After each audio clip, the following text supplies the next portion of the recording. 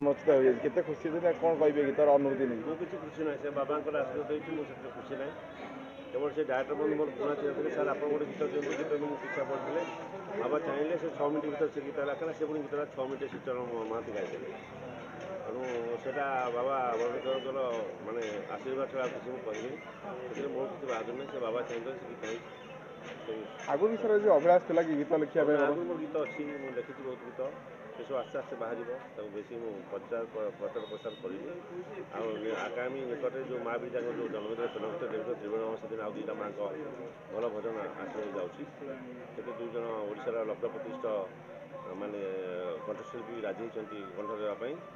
ସେ ଜଣେ ଅଛନ୍ତି ଶୈଳଭାମ ମହାପାତ୍ର, ଆଉ ଜଣେ ରବୀନ୍ଦ୍ର ମହାପାତ୍ର। ଯଦି ମା ବି ଚାହିଁବେ ସେ ଗୀତ ଦେଖିକି ଯେପରି ସେଇ ଗୁଣି ବଜା ମାନେ ଆସିବ, ସମସ୍ତ ମନରେ ମାଆଙ୍କ ପ୍ରତି ଭକ୍ତିଭାବ ଅଧିକ କରିବା ପାଇଁ ଆସିବ। ତେଣୁ ସେ ମା ଚାହିଁଲେ ହେବ, ସେ ଭବିଷ୍ୟତ ଉପରେ ଅନିଶ୍ଚିତ, ତେଣୁ ବେଶୀ କିଛି କରିବାକୁ ଚାହିଁବେ, ଏତିକି ସନ୍ଦେହ।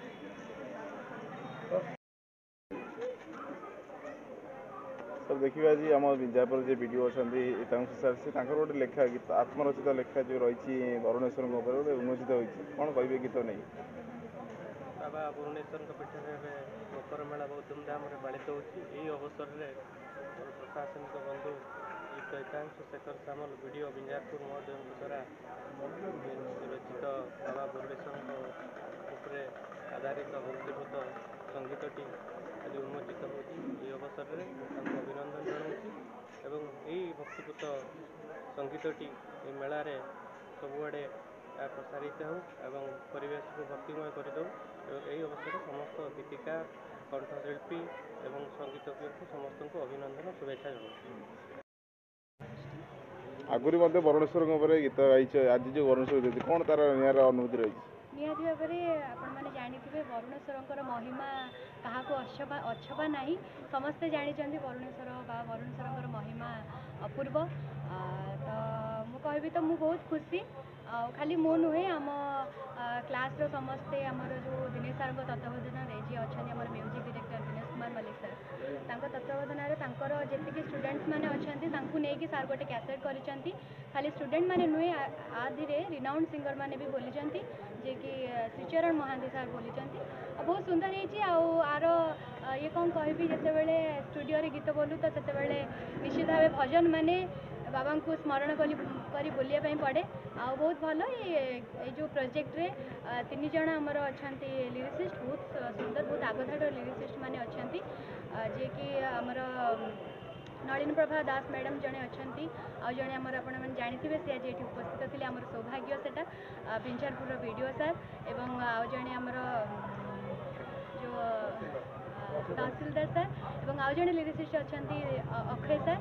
ବହୁତ ସୁନ୍ଦର ଲେଖା ହେଇଛି, ଆପଣମାନେ ଶୁଣିଲା ପରେ ଜାଣିପାରିବେ, ଖାଲି ମୁଁ କହିଲେ ନୁହେଁ, ଆପଣମାନେ ଶୁଣିଲା ପରେ ସେ କଥା ଜାଣିପାରିବେ।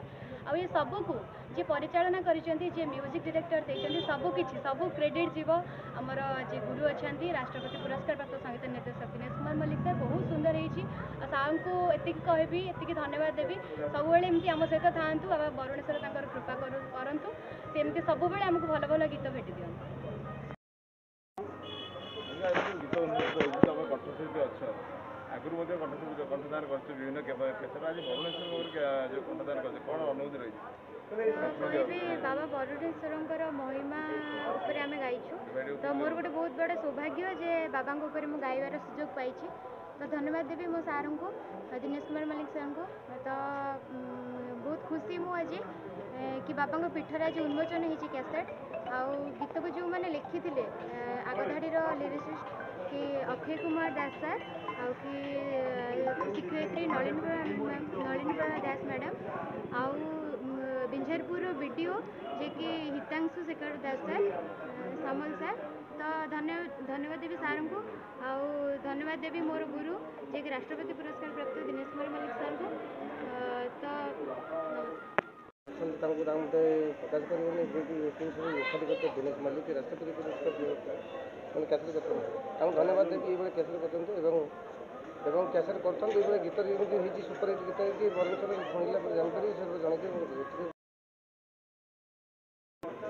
ସବୁ ଗୀତରେ ଡାଇରେକ୍ସନ୍ ଦେଇଛନ୍ତି। ଗାଇଥିଲେ ଆମର ଗୁରୁ ତଥା ରାଷ୍ଟ୍ରପତି ପୁରସ୍କାର ଦିନେଶ ମଲ୍ଲିକ ଗୀତ ଗୁଡ଼ିକ ଖୁବ୍ ସୁନ୍ଦର ହେଇଛି। ଆପଣମାନେ ଦେଖିଲେ ବହୁତ ଖୁସି ଲାଗେ ଏବଂ ଭଜନର ସୁଲଭ ଆପଣମାନେ ଉପଲବ୍ଧ କରିପାରିବେ ସେଥିରୁ।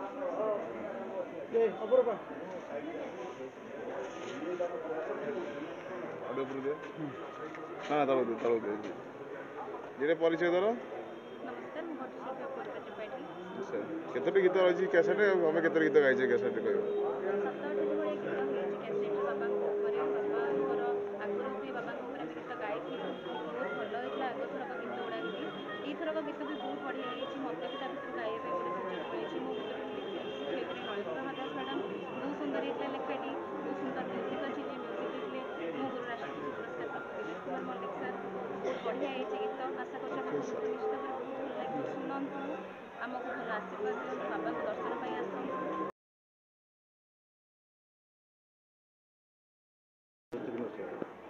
ତେବେ ଯାହା ହଉ ଦିନେଶ ସାହେବ ପାଖରେ ମୁଁ ମୋ କୃତଜ୍ଞତା ଜ୍ଞାପନ କରୁଛି। ସେ ତାଙ୍କ କ୍ୟାସେଟ୍ ମୋତେ ସ୍ଥାନ ଦେଇଛନ୍ତି। ଭଲ ଲାଗୁଛି ଆମର ଏ ବିଡ଼ିଓଙ୍କ ସହିତ ମୋର ତାଙ୍କ ଗୀତ ସହିତ ମୁଁ ଜଣେ ନିଜକୁ ସାମିଲ କରିଛି।